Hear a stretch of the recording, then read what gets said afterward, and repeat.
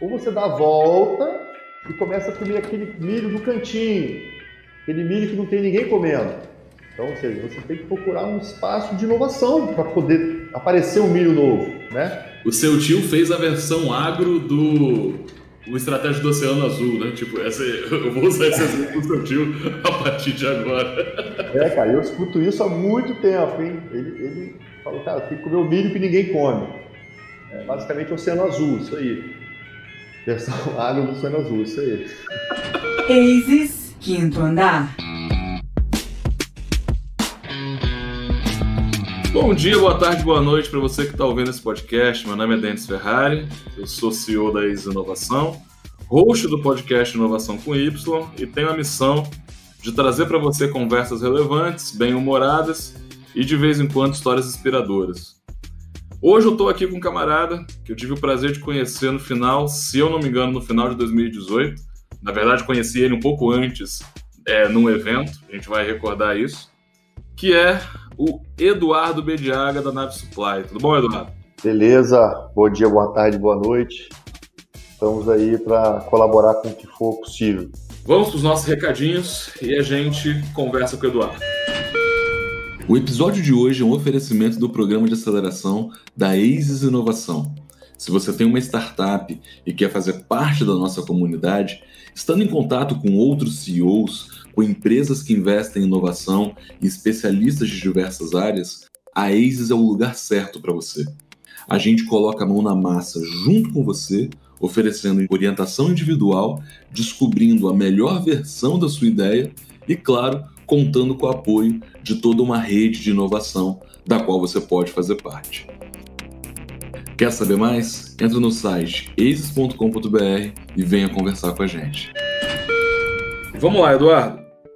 Primeiramente, meu velho, me fala o que é a Nave Supply e o que ela faz hoje. A Nave Supply é uma empresa essencialmente de fornecimento de alimentos, peças, equipamentos e serviços para navios, rebocadores, embarcações de modo geral, dragas. Então, a gente está aqui justamente para poder entregar aquela comida que vai ser cozinhada dentro do navio, né? Não é a comida pronta. Tá? Vamos explicar isso que a gente gera dúvida. Então, a Nave Supply é uma empresa de comércio, né, que tem base em Vitória do Rio para fornecimento de embarcações de modo geral. É o que o pessoal chama de ship chandler? Positivo. Ship chandler, ship supply. Esse é o nosso core business, né? Nave Supply tem quantos anos? A Nave Supply foi fundada em agosto de 2015. Nós estamos em 2020 já. Você está há 5 anos aí trabalhando na Nave Supply. Mas o Eduardo, empreendedor, vem bem diante disso, né? E aí eu quero resgatar um pouco dessa história, meu velho. Onde que você nasceu, de onde que você veio e como é que você começou a empreender? Eu sou de Vitória, natural aqui de Vitória, nascido e criado aqui nessa cidade maravilhosa que eu sou apaixonado. Tive uma criação empreendedora, né? Meu pai é empreendedor, minha mãe, apesar de ser concurso público, ela sempre me motivou a empreender desde criança, né? Eu fui aquele menino que enjoava dos brinquedos e fazia uma banquinha na porta de casa para vender, né? Que lavava o carro dos vizinhos para poder ganhar um troco no final do mês com 10, 12 anos de idade, vendia picolé na praia, inventava um monte de coisa e meus pais sempre, tudo que eu inventava, eles patrocinavam, digamos assim. E entrei na faculdade, na UFS, já conheci muita gente, estudei em alguns colégios, né? Acabei fazendo alguns eventos, né? Churrasco de aniversário, festa de ver jogo, o negócio foi crescendo e acabamos trazendo para Vitória, junto com outros 13 universitários, encontros de estudantes, né, de administração. Então a turma da UFS fez lá um grupo para organizar esse congresso. E foi uma experiência espetacular, deu muita coisa errada, por sinal, mas lá eu vi que tinha jeito para coisa. Eu e mais um desses 13 alunos saímos de lá e formamos a Vem Eventos. Vem Eventos foi uma empresa, até hoje uma empresa de sucesso na área de congresso universitário. Então, quando a gente se propôs a fazer a Vem, a gente trouxe já a inovação como diferencial, né? Não só tecnológica, mas também tecnológica, né? Na Vem Eventos, a gente criou eventos universitários em hotéis, para a galera ficar hospedada em hotel, em vez de ficar em sala de aula. Passamos a oferecer festas com artistas renomados, alugamos o Multiplace Mais, inauguramos os eventos da Pedreira, né? Hoje são casas de show hiper conhecidas aí. Agora ficou regionalizado pra caramba. De que época, mais ou menos, a gente está falando? Deixa eu voltar no tempo aqui, né? Eu comecei a faculdade com 20 anos, né? Com 19, então foi 99. Então a VEM é de 2001, né? A gente fez o primeiro evento em 2001, acho que fundou mesmo em 2002. Multiplace Mais e a Pedreira. A Multiplace é o local de eventos ali em Guarapari, né? Positivo. A maior casa de eventos da América Latina, um lugar maravilhoso. A Pedreira também é um lugar lindo, que era uma pedreira mesmo, né? Que dentro do buraco, o dono da pedreira fez um quiosque e uma área para curtir com os amigos e familiares, né? Como eu tenho amizade com ele, fui lá visitar a área. Falei, cara, vamos fazer um show aqui dentro, cara. Vamos botar 3 mil pessoas aqui dentro desse lugar. Ah, mas não dá aquele negócio todo, todo mundo muito jovem, né? Muito corajoso. Fizemos, então, os primeiros eventos da Pedreira. Aí quem ia, Marcelo D2 foi lá, cara, falou, bicho, vou gravar um DVD aqui dentro. Saulinho tocou lá, quer dizer. Então foi uma época muito bacana, que durou aí de 2000 a 2010. Agora são 3 inovações em Pedreira, né? Porque Pedreira por si só é um negócio. Você inventa fazer evento em Pedreira. E os Power Rangers, os japoneses inventam fazer lutas em Pedreira. Todo episódio de Power Ranger é numa pedreira, numa boa pedreira. Exatamente. Quer dizer, é um lugar esquisito, assim, né? Meio diferenciado. Então, as pessoas não conhecem. Então, isso causa uma curiosidade, né? E aí tem uma lagoa linda, água limpa. É um lugar muito bacana.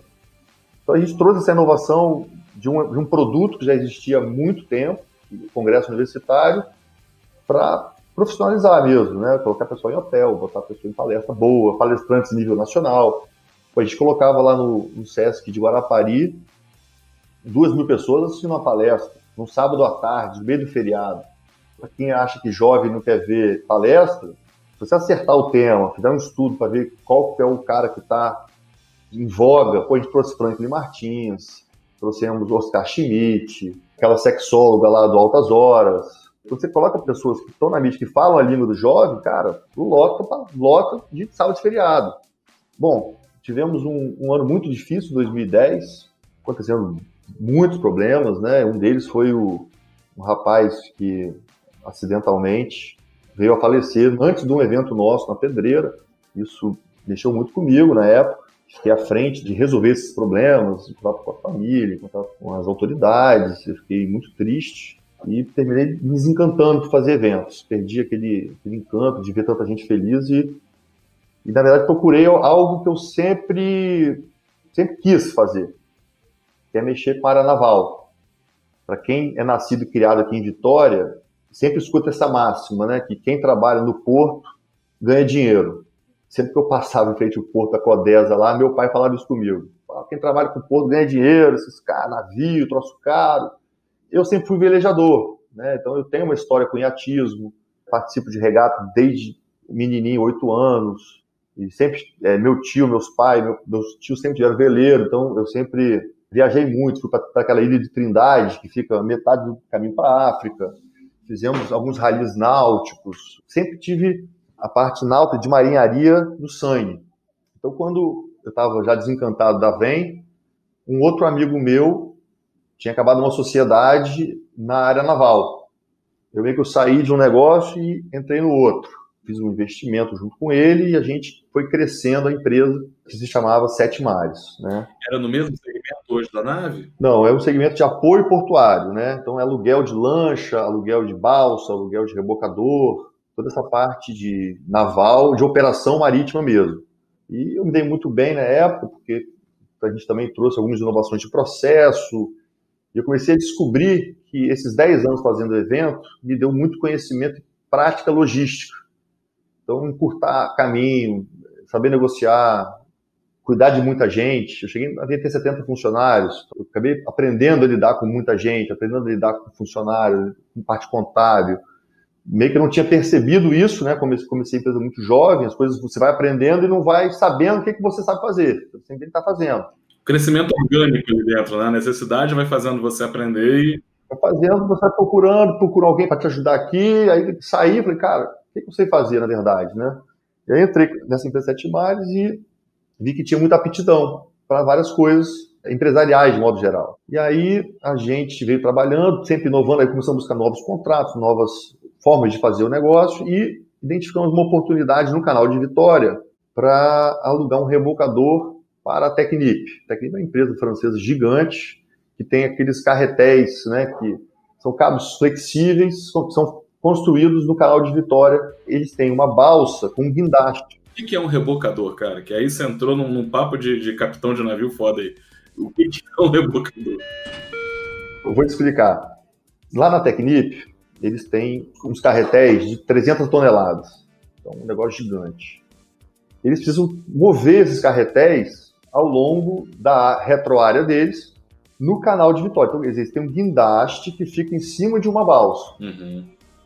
Essa balsa é motorizada. Então, é o guindaste que pode se locomover na água. Só que a corrente marítima no canal de Vitória é muito forte. Então, essa balsa tem o risco de, por exemplo, falhar um motor e ela ser arrastada para cima da ponte, da segunda ponte. Então, esse guindaste é tão alto que pegaria na ponte. Caramba! Para não correr esse risco, coloca-se um barco de apoio para segurar, digamos assim, para rebocar aquela balsa. Isso é um contrato de praticamente assim, 20 horas por dia, de um equipamento muito caro, uma remuneração excelente. Uhum. Então a gente contactou a Technip, fizemos uma proposta que eles nunca tinham recebido, né, que era variável de horas. A gente fez um planilha para poder mostrar para eles que tinha um custo fixo, depois desse custo fixo a gente poderia cair pela metade o custo da hora. E eles gostaram dessa proposta diferenciada e resolveram fazer um teste com a gente. O nosso plano de negócio era entrar com 2 rebocadores alugados, que eram muito caros o aluguel, e a gente, então, 4 anos de contrato seria o suficiente para a gente comprar 2 rebocadores e substituir esses que estão alugados. Aluga, entra no contrato. Em paralelo, compra um rebocador e substitui aquele que está alugado e paga, então, o financiamento desse rebocador comprado com dinheiro previsto do aluguel. Sim. Plano de negócio, muito bom, só faltava o contrato. Pegamos o contrato e, na época, em 2012, final de 2011, a gente precisava de R$500 mil para poder girar 2 meses de capital de giro para esse contrato. E a gente não tinha, sei lá, R$10 mil na conta. Então... Não ter dinheiro na conta é muito comum quando você começa a empreender, né, cara? Pois é, mas eu falei, cara, se eu tiver o contrato, eu arrumo dinheiro. Na hora que a gente passou pelas primeiras etapas de qualificação de fornecedor, recebemos o contrato, falei, cara, vencemos, temos 60 dias para poder assinar o contrato, porque tem jurídico, que vai para cá, que vai para lá, cláusulas e tal. Assim que assinar, conta 30 dias para começar a operar. Então, temos 90 dias para arrumar o dinheiro.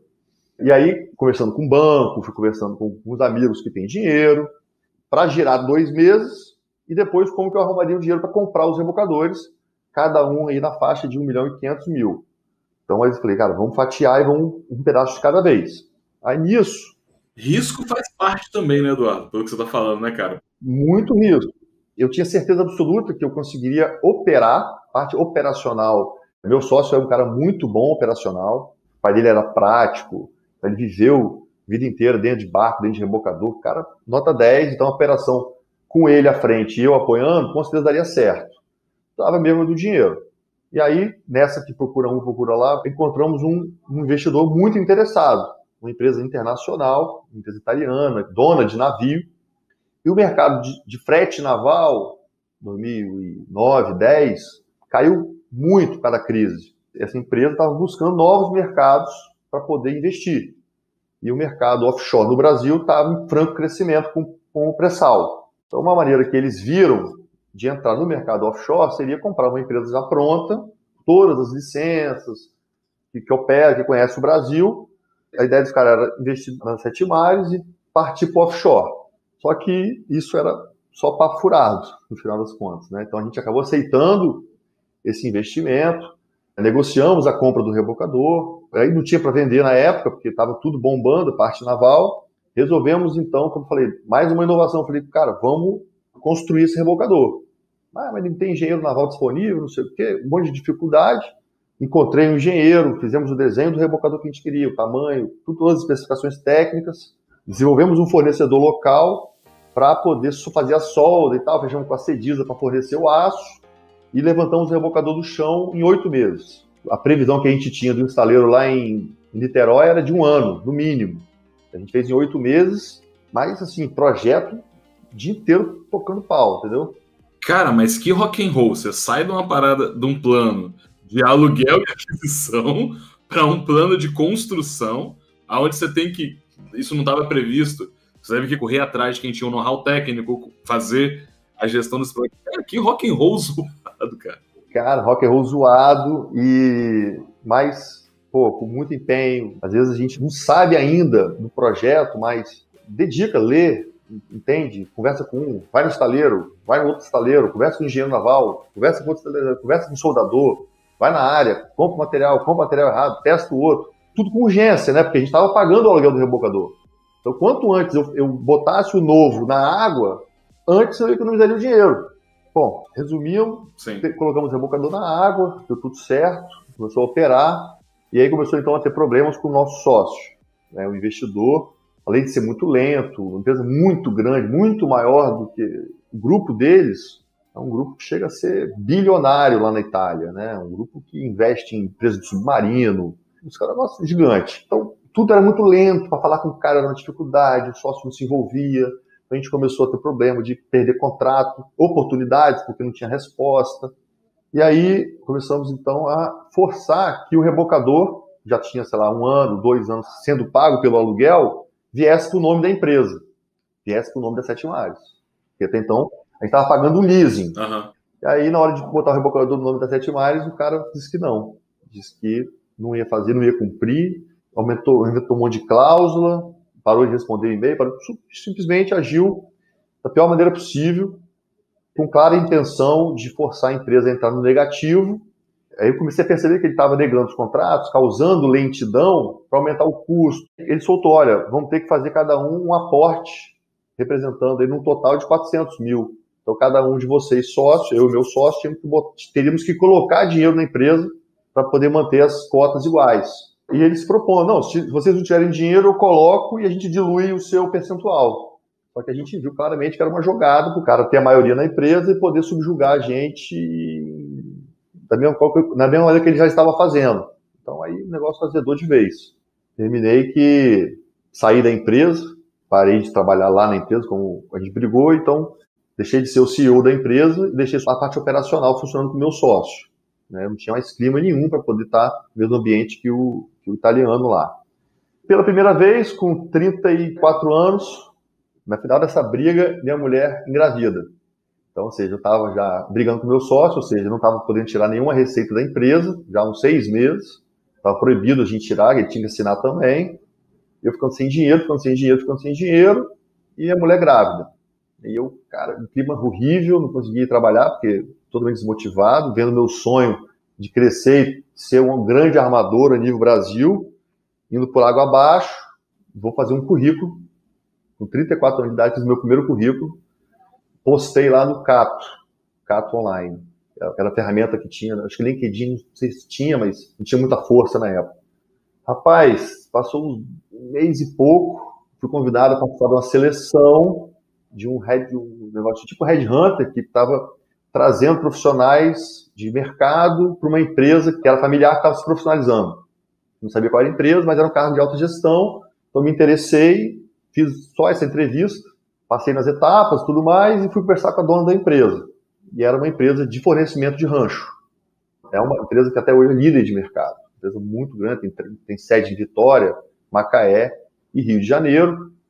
Faturava na época uns 4 milhões e pouco por mês. E eu vim para ser o gerente geral. Foi uma experiência um pouco assustadora inicialmente, porque eu não tinha experiência na área, especificamente de rancho, mas conhecia de porto, conhecia de navegação, conhecia as necessidades do cliente, porque eu tinha barco.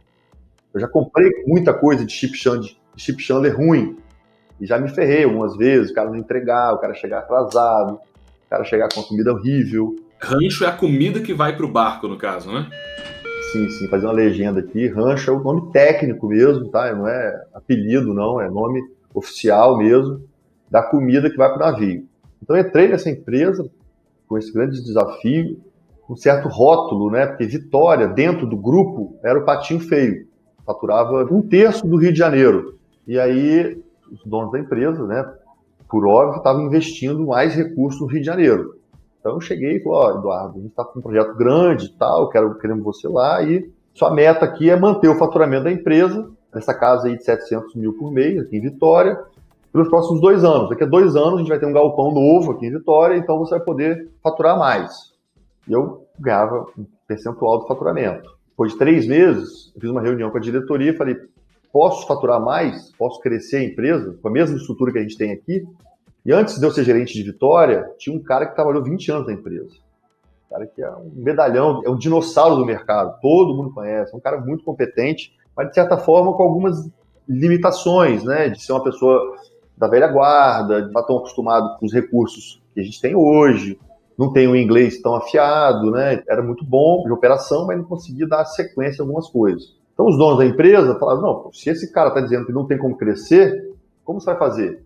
Eles ouviram o cara, que era o responsável ali, e basearam na palavra dele essa performance, né? Exatamente. Falaram, olha, não tem como. Há 2 anos tentando e não dá. Então pode ficar tranquilo, o seu desafio é manter. E aí, com esses 3 meses, analisei bem a operação e vi que a gente estava aproveitando mal o espaço, vi que tinha muito fluxo cruzado, tinha pessoas que estavam fazendo uma coisa, mas tinham que fazer outra, tapava um buraco, mas abria 2. Analisei isso, fiz um planejamento e apresentei para a diretoria. Falei, ó, a gente vai mudar o processo da empresa. A empresa tinha ISO, inclusive, então os projetos estavam todos desenhados, mas todos desenhados, na minha opinião, mal desenhados, estavam mal feitos. Redesenhou todos os processos da empresa, desde a compra até a chegada da mercadoria na base, como que carrega o caminhão, qual tipo de caixa, vamos dar uma limpeza na câmara frigorífica, vamos organizar por setor, vamos controlar dados de validade. Então comecei a trazer algumas inovações de processo. Estrutura, então estruturamos os caminhões para poder fazer a rampa, fizemos uma série de inovações, basicamente de processo, e a empresa em 11 meses dobrou o faturamento. Foi para 1.400.000. E passamos, então, deixamos de ser o patinho feio, passamos a trazer, não o maior faturamento, mas a maior lucratividade do grupo. Como a gente estava bem alavancado, a gente tinha uma estrutura pequena e estava faturando muito. Então, ou seja, eu estava com um ponto de equilíbrio muito baixinho. Pô, começava a trabalhar às 5 horas da manhã, acabava 2 horas da manhã do outro dia. Foi um ano, assim, bem intenso, com essas inovações, eu ganhei muito know-how na área de rancho. Mas aí tem um ponto aí, cara, nisso que você está falando, que é um aprendizado ferrado. Muita empresa não tem processo desenhado. Mas quando você desenha um processo, não quer dizer que está pronto, né, velho? Exato, não quer dizer nada. É um primeiro passo. Primeiro as pessoas estão começando a enxergar o que elas estão fazendo. É a base, mas a partir daí, buscar eficiência para ser mais produtivo, custar menos, é um processo contínuo, né? Melhoria contínua, né? Contínuo. Aí, às vezes, também de gestão de equipes, né? Eu via que tinha pessoas que estavam trabalhando juntos, mas não se davam tão bem, atrasava o fornecimento, o caminhão ficava mais tempo na entrega. Aí comecei a anotar tudo. Quanto tempo o cara sai, vai para entrega? Quanto tempo demora para carregar um caminhão? Quanto tempo demora para fazer isso? Quanto tempo demora pra... Aí comecei a botar reloginho em tudo quanto é lugar. Começava a testar. Aí criei equipes de entrega. E, cara, vocês aqui estão bem, esse caminhão aqui é de vocês. O outro caminhão é dessa outra galera aqui. E via que esses caras davam bem, faziam mais rápido, faziam mais feliz, o cliente até elogiava. Uhum. E aí comecei a ver que isso. Que o pessoal às vezes me pergunta, pô, mas você não fez nenhuma estratégia comercial para crescer tanto? E eu falei, cara, eu não fiz nada de comercial. Simplesmente passamos a atender muito bem. E os clientes que eram mal atendidos, o que acontece? Existe uma frota. O cliente, o dono da frota, divide 3 navios para cada empresa. E aí, uma empresa fornece muito bem, e a outra está pisando a bola algumas vezes, chegando atrasado, não está entregando tudo de qualidade, termina que esse aqui passa a ter 4 e outro passa a ter 2. Daqui a pouco você tem 5, outro tem 1, daqui a pouco você tem 6 navios. Você cresce dentro dos mesmos clientes pela qualidade do serviço, né? Pela qualidade operacional e agilidade, exatamente. Então, foi muito bom essa experiência, só que eu continuava, digamos assim, com meus contatos na área de operação portuária. Passei final de semana, conversava com os caras, mantive o relacionamento nessa área, não fechei as portas.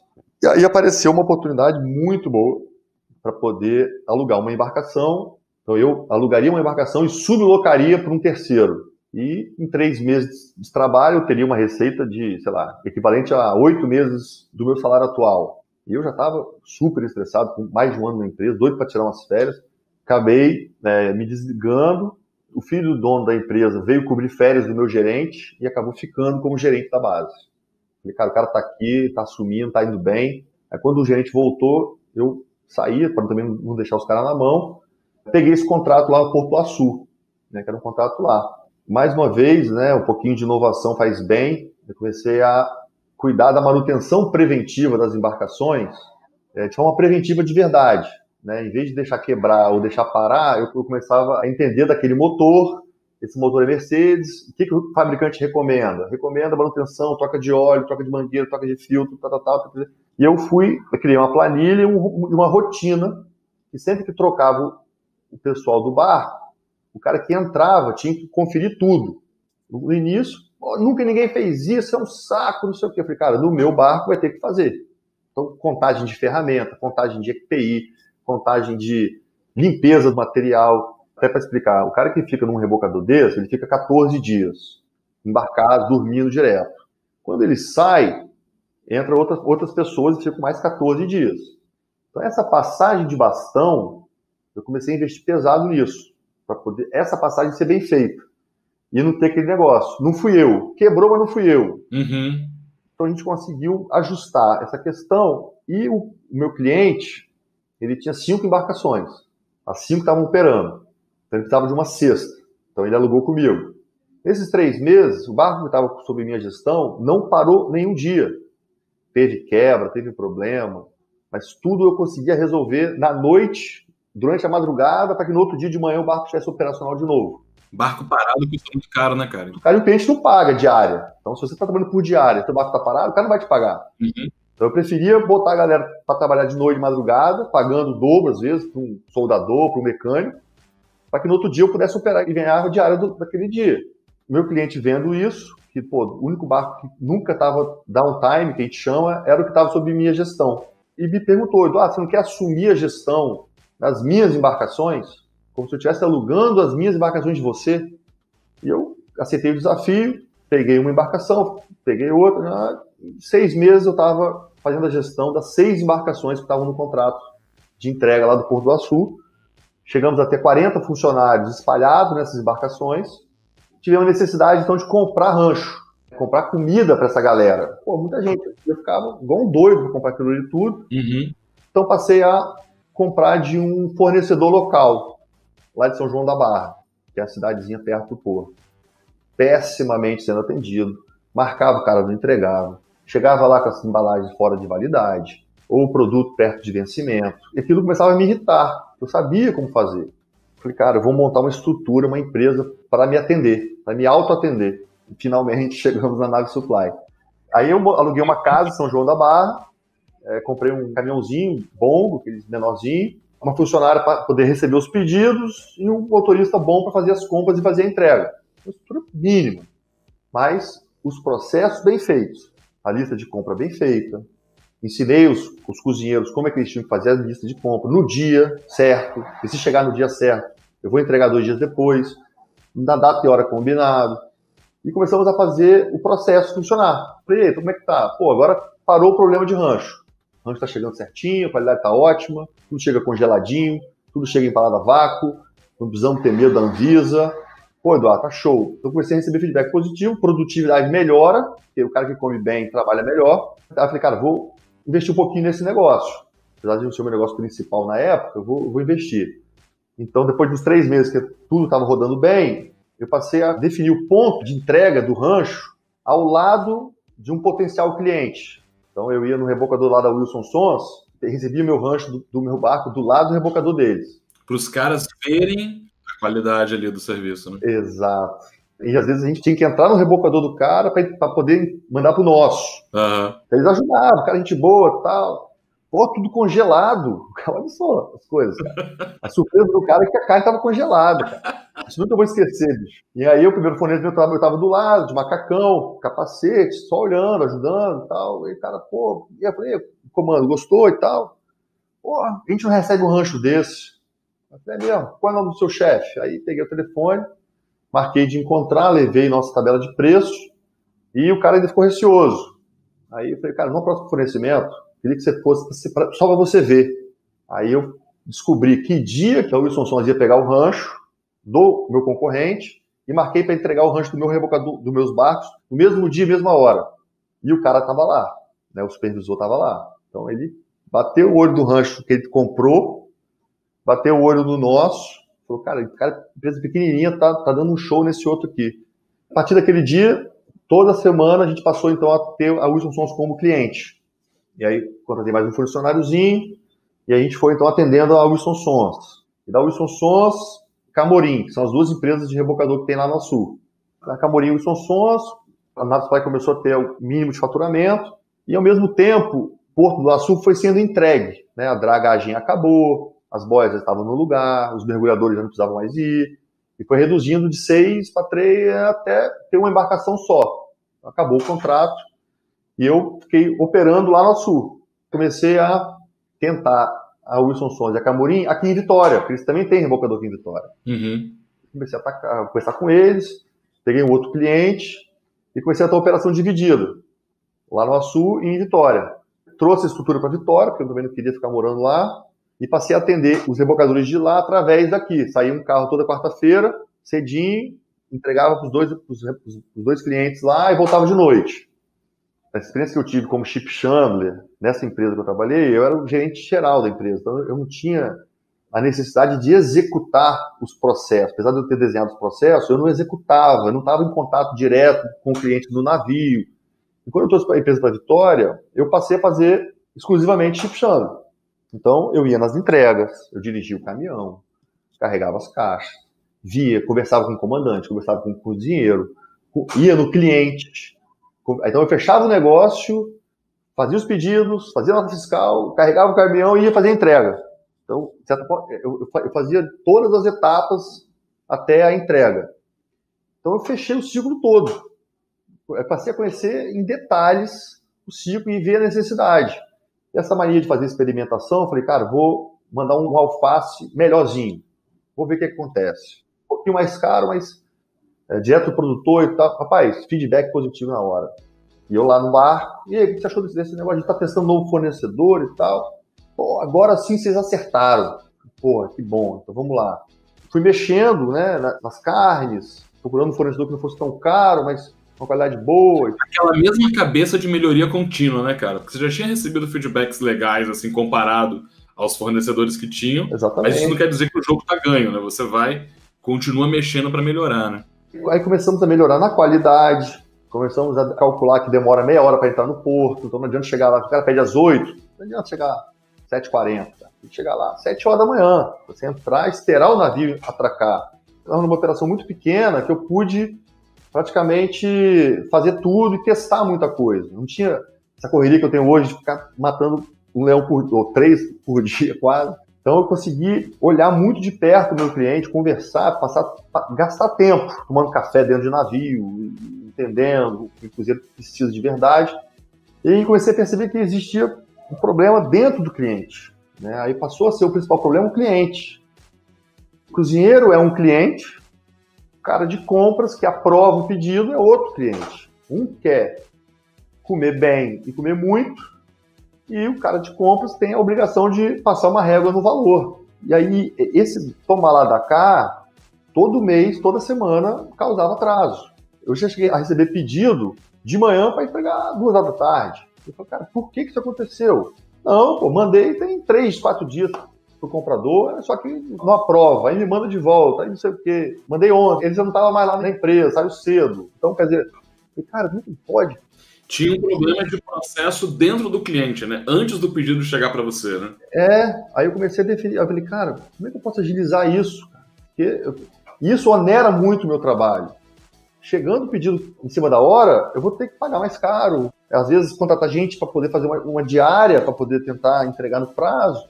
Então, isso foi uma coisa que me deixou encucado já, né? Então, a gente começou a criar maneiras de tentar melhorar isso. E aí eu participei de um bid, né, de uma concorrência, de uma empresa que tinha uns 6 navios da área da cadeia de petróleo, que estava indo para 10. Eles queriam um fornecedor só para atender os 10 navios. E eu tinha um relacionamento muito bom mesmo, com um representante dessa empresa. E eu falei, cara, agora é minha chance de decolar. Aí participei da primeira etapa do bid, de qualificação, fomos qualificados. E a segunda etapa era mandar o preço. E aí eu fiquei sabendo aonde estavam os navios. Cara, era 2 no Nordeste, 6 no Sudeste e 2 no Sul. Falei, cara, como é que o cara quer um fornecedor só para atender isso tudo? Norte e Sul do Brasil? Falei, olha, eu atendo o Sudeste, com muito custo ainda.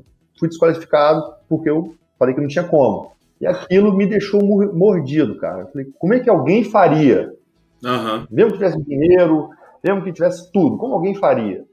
Aí aquilo ficou na minha cabeça um mês, assim, eu acordava de noite com aquele problema na cabeça. Tive o estalo, através de um aplicativo, que eu consiga padronizar a forma que a pessoa vai pedir, a forma de apresentação, até mesmo o preço. Consigo controlar isso. Mesmo que o fornecedor na ponta, que é a pessoa que vai fazer a entrega, seja diferente, a percepção do cliente vai ser que é um fornecedor só. Vai combinar, vai definir como é que trabalha e é a forma padronizada. Eu, com o aplicativo, treino alguém lá do Nordeste, treino alguém do Sul para fazer a entrega do meu padrão. O cara vai receber pedido normal, nave supply e tudo mais, vai fazer só a entrega final. Falei, cara, acho que o aplicativo é o caminho. Vamos inovar isso aí. Mas sem dinheiro, sem conhecimento tecnológico para fazer o desenvolvimento, comecei a ver os problemas, né? Falei, cara, a ideia é boa, mas como é que executa? Então, eu vi uma propaganda daquele programa Shell Iniciativa Empreendedora. Inclusive, foi lá que eu te conheci. Foi, se eu não me engano, foi 2017, cara. Se eu não me engano.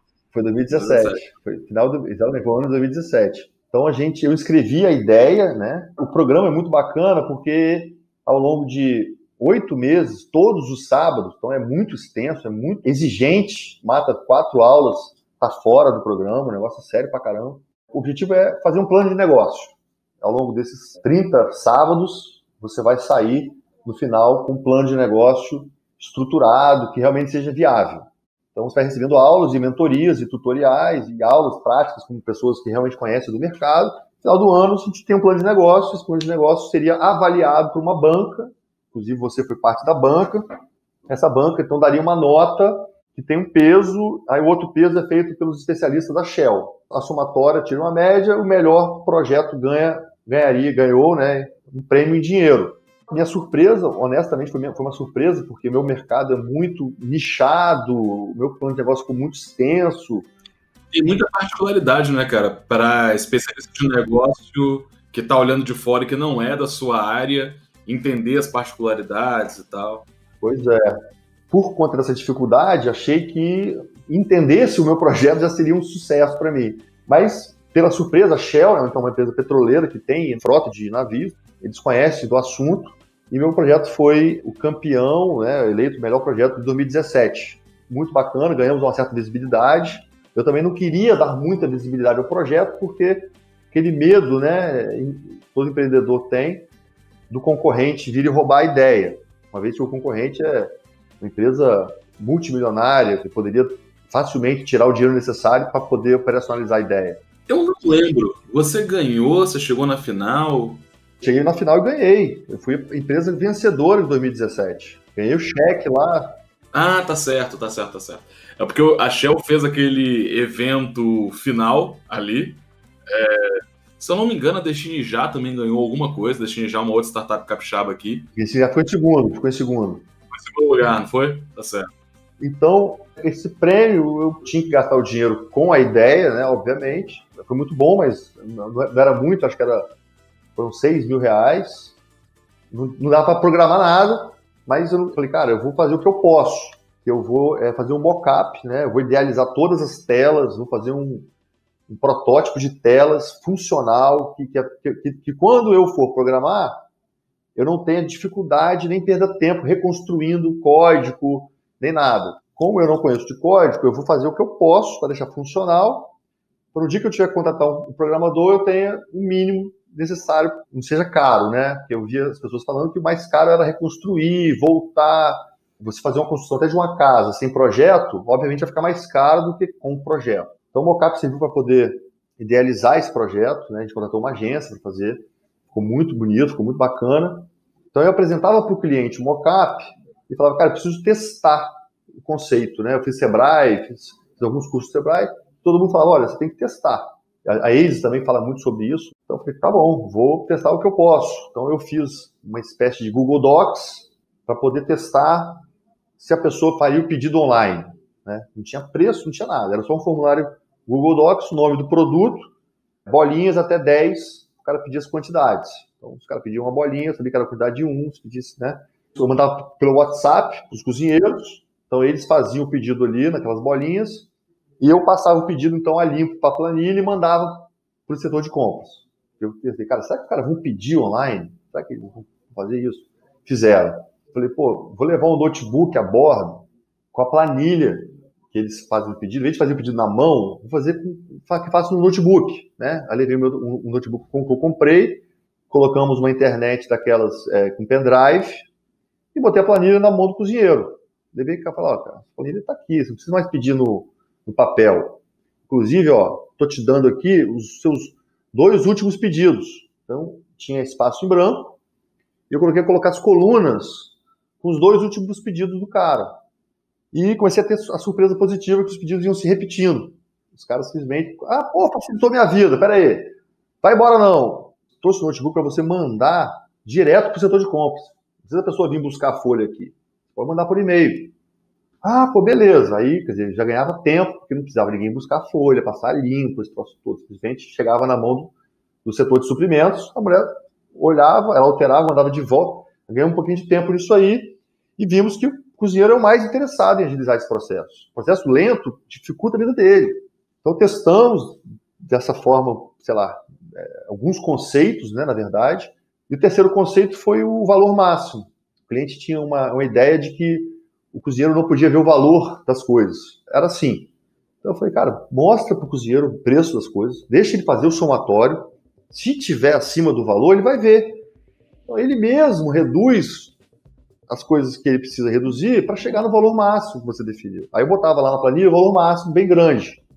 Simplifica para quem vai aprovar também esse processo de vai e volta, né, cara? Exatamente. Aí o cara do suprimento falou, pô, Eduardo, já está chegando pronto, eu nem olho mais, eu só te encaminho. Então eu testei esse terceiro conceito. Eu testei o conceito de pedir online, o conceito da planilha dentro do barco e o conceito do limite pré-estabelecido pelo suprimentos, né, digamos assim. Então os 3 conceitos foram testados e eu tinha um mock-up. Falei, cara, eu preciso fazer isso acontecer de qualquer jeito. E eu fui apresentar a ideia para algumas pessoas, apresentei para um grupo que se interessou, mas viu que estava muito inicial ainda a ideia, não gostaram. Eu falei, cara, eu vou fazer isso de qualquer jeito. Aí lá no Sebrae, contratei o Sebrae Tech para fazer um protótipo funcional, que realmente tivesse programação ali. E, em paralelo, eu teve a oportunidade de apresentar para a ASIS, né? Uhum. Fui lá, conversei com você me deu essa oportunidade de estar entre as empresas selecionadas pela ASIS para mostrar para os investidores. E nisso, fiz a apresentação, junto com outras, se não me engano, 10 ou 11 startups, fomos selecionados para entrar na ASIS, né? Então essa foi a primeira grande vitória que a gente teve aí do projeto, né? Um reconhecimento do mercado que o negócio poderia dar certo. Passou a conhecer melhor os investidores. Até então o nome do aplicativo era TES. E esses investidores se interessaram em conhecer mais da Nave Supply. Pô, vamos lá conhecer seu negócio, gostamos, tá? Quero ver se é isso aí mesmo. Vieram aqui na Nave Supply, na verdade na base anterior, gostaram do processo. Eles já tinham visto outra empresa desse mesmo mercado, né? Um conhecido deles já tinha visto. E a gente faturava praticamente igual esse concorrente, só que com 5 pessoas a menos. Então, eu mais 2. 3 pessoas, a gente fazia a mesma coisa que o concorrente fazia com 9.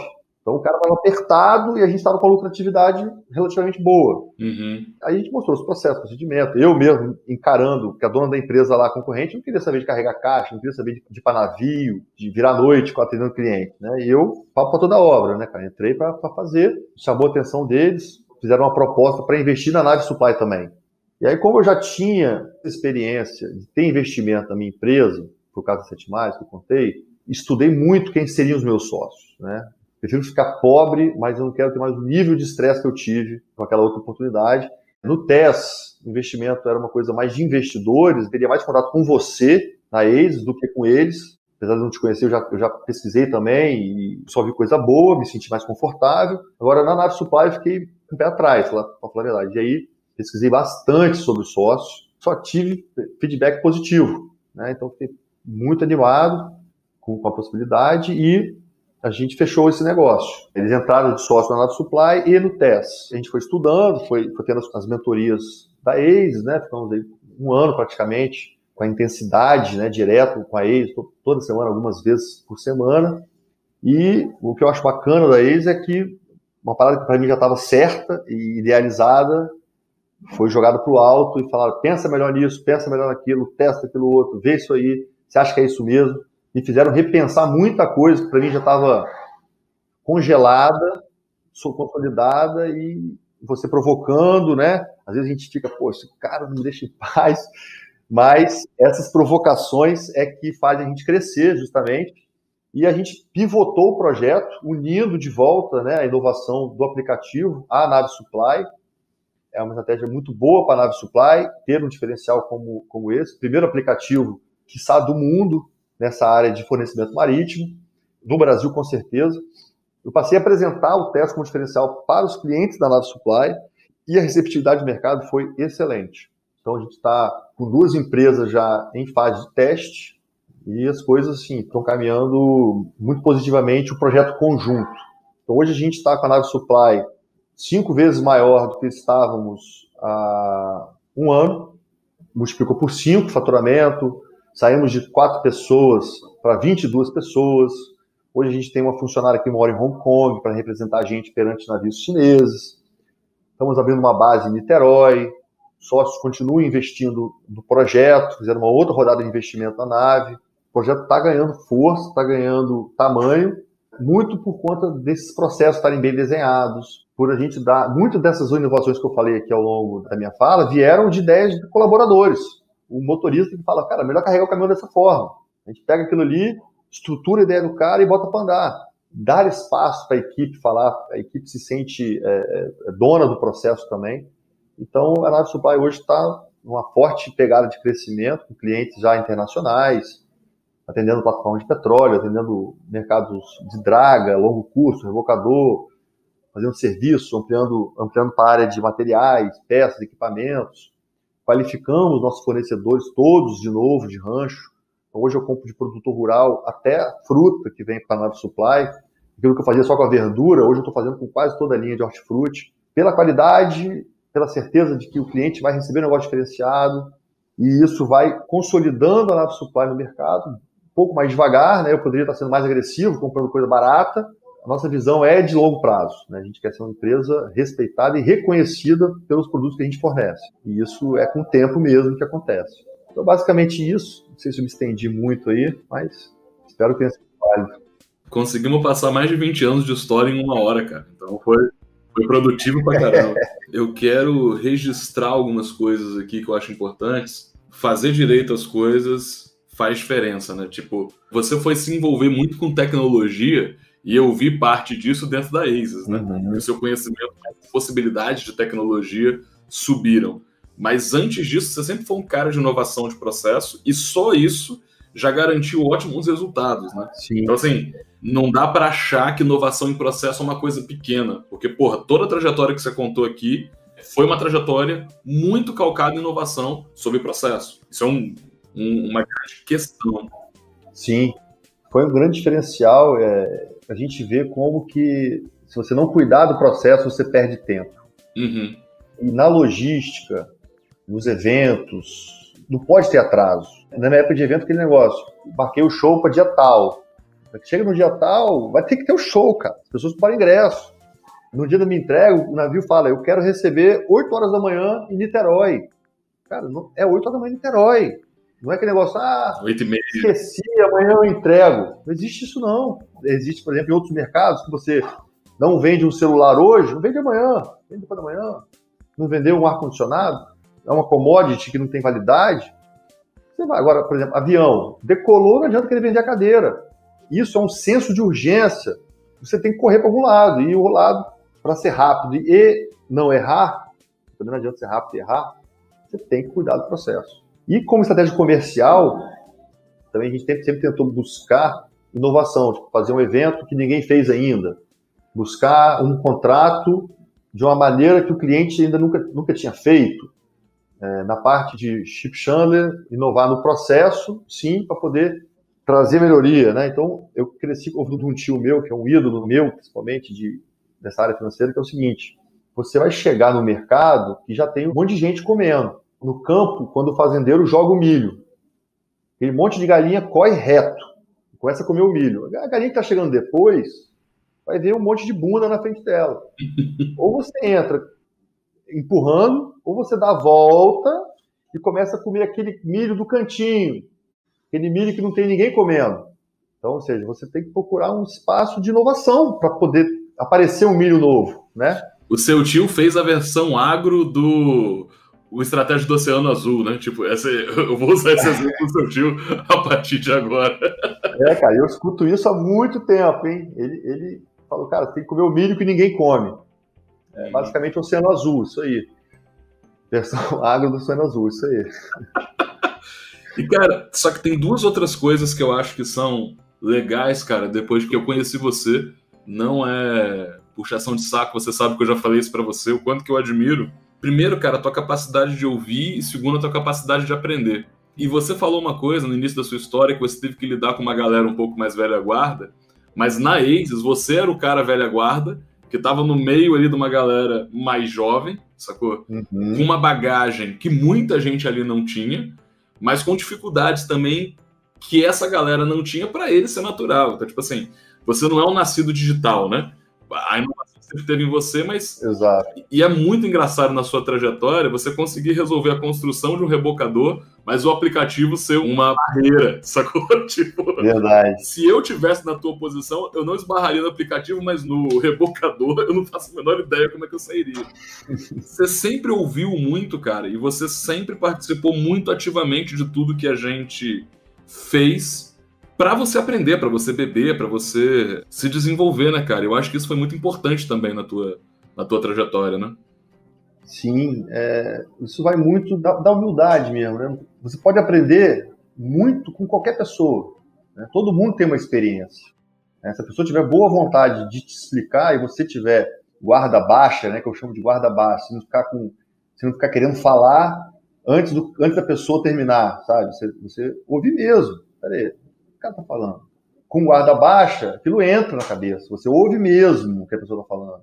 E aí, aquele negócio, joga no seu liquidificador e extrai o melhor suco que você puder.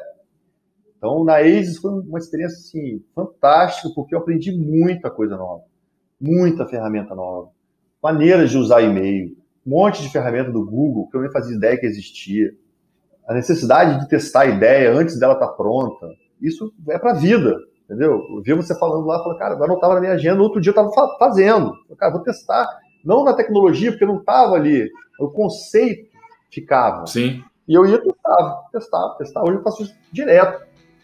Então, foi muito bacana e pessoas novas têm outra cabeça. E no final das contas as tecnologias vão embora, mas se você tem um conceito guardado, né? Agora a Lorena participa do podcast, ela vem na porta aqui do escritório ou encrencar com a mãe dela ou ficar rindo aqui na porta.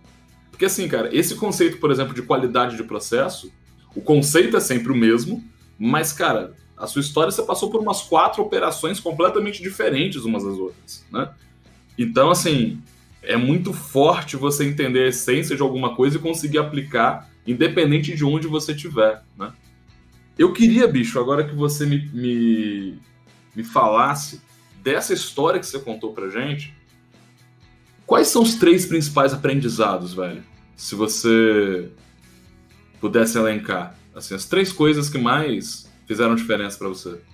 Eu diria, inicialmente, o bom relacionamento, tratar as pessoas bem, escutar as pessoas e ser uma pessoa respeitosa, tanto no meio ambiente quanto com a sociedade, é um fator diferencial, porque o mundo dá voltas. A gente precisa ter consciência de que, cara, todo mundo pode te ajudar.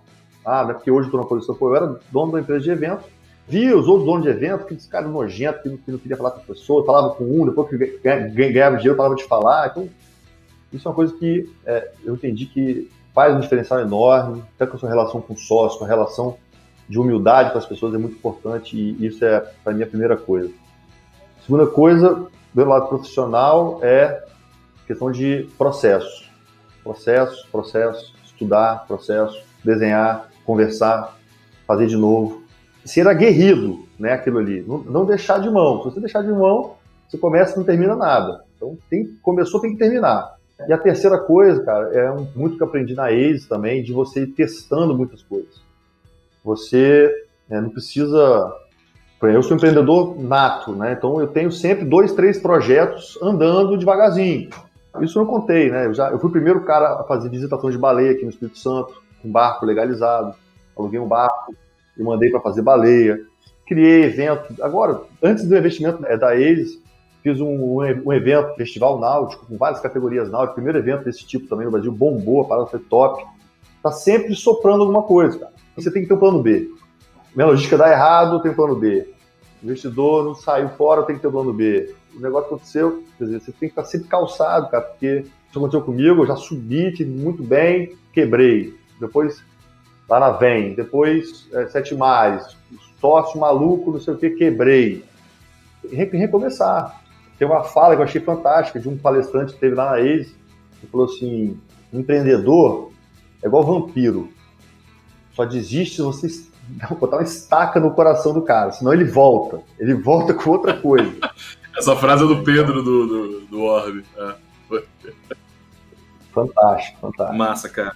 Essas 3 coisas. Cara, quem quiser te procurar, onde que te acha? Deixa os seus links aí, seus contatos. navesupply.com.br, né? Estou no LinkedIn com o Eduardo Bediaga, eduardo@navesupply.com.br. Online é mais fácil de me achar pelo e-mail. Então, vou deixar meu e-mail aí, eduardo@navesupply. É sempre um prazer conversar com gente nova, gente interessada, né, cara? Dando chance para pessoas novas aqui na nave. E alguns entram com a cabeça totalmente maluca, não veste a camisa, não segue o fluxo, mas outros, por sinal, entraram, cara, com 20 e poucos anos. E eu me vendo, falei, cara, eu com 20 e poucos anos é igual esse cara. Inquieto e ralador, não tinha problema, sempre com sorriso no rosto. E qual é o próximo desafio? Pessoas novas e aguerridas, sempre bem-vindas. Eduardo, obrigado pelo papo, velho. Conta comigo. Obrigadão. Você também, a ACE faz parte de uma trajetória nossa e quero manter essa parceria por mim para sempre. Então, tamo junto. Tamo junto, meu velho. Pessoal, um abraço. Até o próximo episódio. Abração.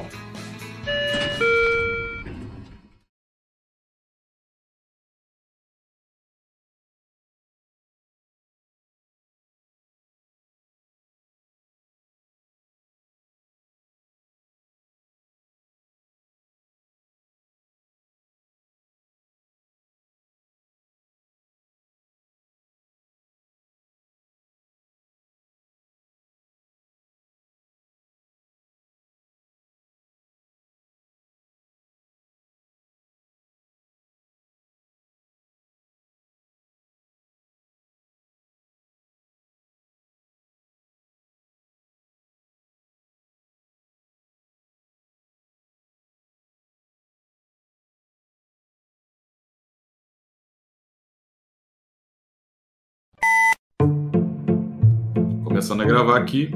Bom dia, boa tarde, boa noite para você que está ouvindo esse podcast. Meu nome é... Eita, volta, Renato. Só fizemos 20, não tô aprendendo a fazer ainda.